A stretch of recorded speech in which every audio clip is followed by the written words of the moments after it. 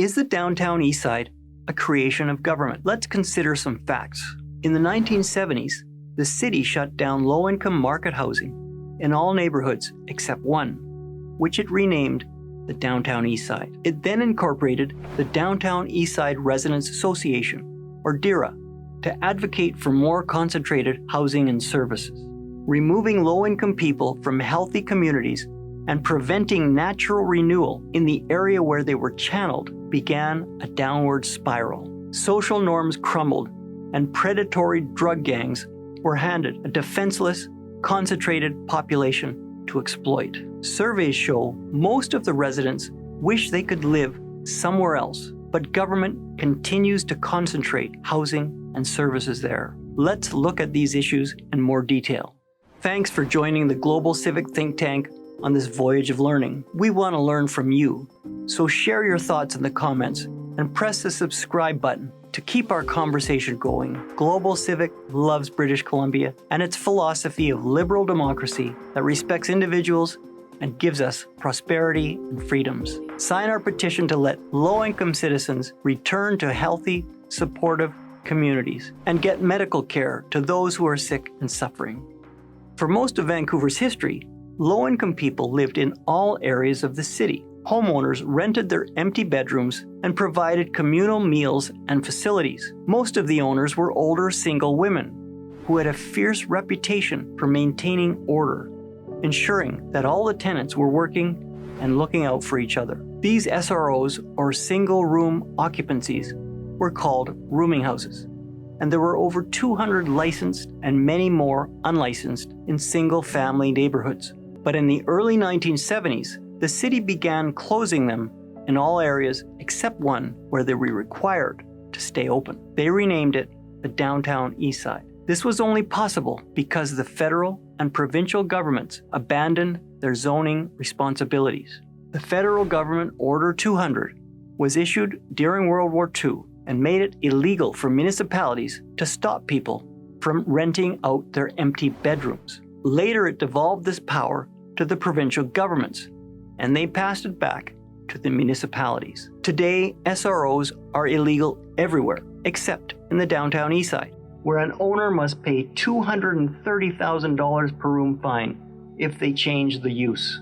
This area had been in a process of natural renewal. Under city policies, the renewal ended and the decline set in, causing healthy businesses along Hastings and in Chinatown to go out of business. When the first street homeless appeared in Vancouver around 1990, they told workers that their rooming houses in other neighborhoods had been shut down. In 1973, the Vancouver Social Planning Department applied for a federal government grant to hire 10 advocates for the area. At first, they were on the city payroll. Then the city incorporated a non-profit society for them called the Downtown Eastside Residents Association, or DERA. 5 of these staff people eventually became Vancouver City Councillors, an astonishing record for a small non-profit. City areas are always evolving to meet new needs in a process called creative destruction. Stifling these natural forces have given this neighborhood the destruction without the creative. Putting low-income people into the highest cost downtown ensured services had to be subsidized. With 100-year-old buildings in need of repair and no chance of covering the cost, the housing has deteriorated. Without an understanding of urban economics, city policy resulted in abysmal living conditions in SROs with no revenue to cover the cost of managing or maintaining the buildings. After moving low-income people there from safe neighborhoods and homes, these vulnerable people were left in dilapidated buildings with no one to defend them against drug dealers and criminals. In fact, some drug gangs became the management. The heart of the Downtown Eastside, Main and Hastings, used to be the administrative, financial, and cultural center of the city. There was City Hall, the main library, the Royal Bank head office, the Bank of Montreal, the extravagant Pantages Theatre, and beside it, the Showbiz Hotel Regent. There was the Ford Building full of bustling offices, the police headquarters, the main fire hall, and the provincial and magistrate courts. It had one of the few grand unions in the world, where streetcars could turn in all directions, making it the busiest intersection in Western Canada, with 150 streetcars passing each hour. But over the decades, the center of the city moved west, leaving decline in its wake. How did the heart of the city become the heart of the Downtown Eastside? In early Vancouver, homeowners were free to respond to economic forces, to innovate and build what they thought would meet the needs of people. There were no professional planners on staff until the 1950s. Vancouver followed the British model. The city was responsive to social and economic changes. It was organic and resilient. Rooming houses, where homeowners could rent unused bedrooms, were the way the free market provided low-income housing. But since Vancouver got US-style zoning, it lost its resilience and could not respond to economic and social changes. Developers have been forced to build single detached houses on large lots on 70% of its residential land. This zoning is 100 years old. With the trend to smaller families and the dismantling of rooming houses, Vancouver's single-family neighborhoods have less people living in them today than 50 years ago. Thousands of modest bungalows have been converted to large houses with more bedrooms but fewer people. The city oversaw this misallocation of resources, such that the single-family areas of Vancouver now have over 70,000 empty bedrooms.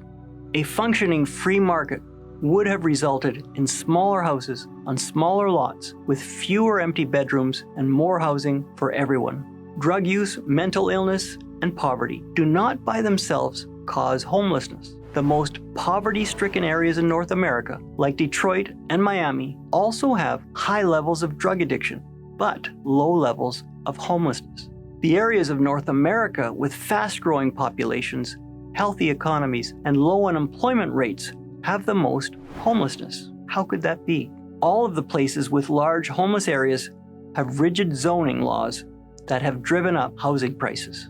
Have governments contributed to making the Downtown Eastside through rigid zoning policies? Canada is expecting a large increase in immigration over the next few years. Many will be coming to Vancouver. If governments do not relax our anti-housing zoning laws that led to the Downtown Eastside, we will see it grow even bigger and spread to even more cities. There are at least 12 steps governments have taken that have led to the Downtown Eastside. Is it possible to undo those steps in the reverse order they were made to bring us to a better future? The most difficult challenge is how to return people with addictions to communities where they have relationships and supports. In the early 1990s, Switzerland had the largest open drug scene in Europe, with thousands camped out in Zurich. The Swiss discovered that the British had a solution 100 years earlier. Britain did not politicize drug addiction. The government was not involved in deciding the care of addicted people. The relationship between the doctor and the patient was paramount. Doctors could prescribe low doses of opiates, enabling those people to continue to work and be contributing members of their families and communities. The practical Swiss adapted this British model and offered all drug-addicted homeless people the opportunity to return to their home communities and receive this treatment from their doctors. Switzerland practiced a very different form of harm reduction than Vancouver. Can we adapt the Swiss model to the Vancouver context with our own accountable harm reduction? Today, 30 years later, Vancouver continues the tragedy of politicized care, which has created wealthy criminals, while Switzerland has healthy, crime-free urban areas. Do you think the city has created the Downtown Eastside by shutting down low-income market housing in all of our neighborhoods but one? Do you think government has allowed zoning to harm our most vulnerable citizens? And who do you think should be responsible for the care and health of people with addictions, politicians or doctors? Please sign our petition to enable all Downtown Eastside residents who want to leave to return to healthy neighborhoods and communities where they have family and friends and supports.